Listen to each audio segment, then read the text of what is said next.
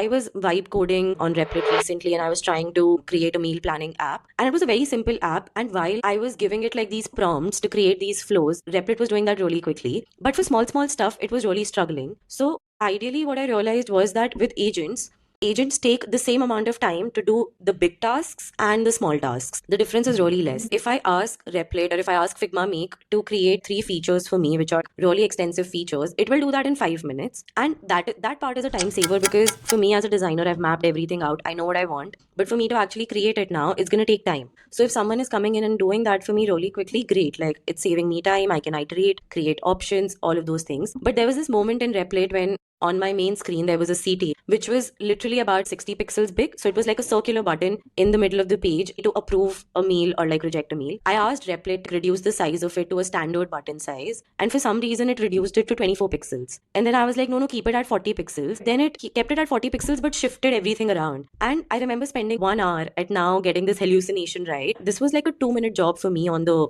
canvas. So I really feel like we need like a third type of AI which sits on the canvas with us and sort of collaborates with us. And it has to be a 50-50% effort wherein I can create the things or I can prompt it right there. And if I need to come in, change things, I can do that quickly, let AI come in again. But it has to be a collaborative process more for it to become more efficient rather than either using agents or using AI as an assist.